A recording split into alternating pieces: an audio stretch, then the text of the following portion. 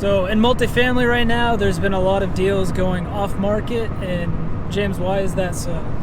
Yeah, I mean, we were out driving a couple of properties today, and some of them are listed right now, but we're sitting here pretty much October 2022, and a lot of people are sort of afraid to list their property because the price that brokers are telling them, they don't want to sell for that price, so why are they going to list, right? So most people are just sort of quietly taking their deals off market and saying, they're telling brokers, look, if I can get $30 million for the property, I'll sell it. So brokers are out there showing deals to buyers, and you've got to be active in today's market if you want to get some stuff done by the end of the year or even early next year.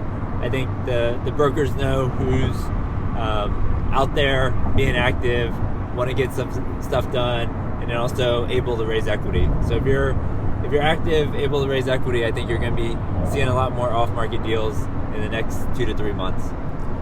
So if I'm a new buyer, new in multifamily, how do I get access to these off-market deals?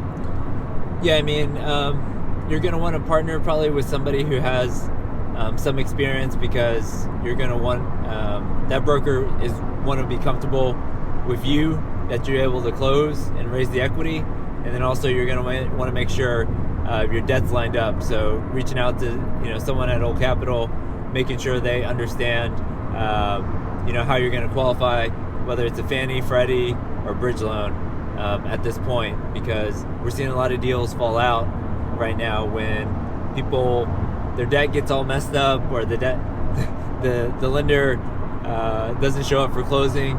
Then a lot of these deals are falling apart right now. People are losing earnest money right now.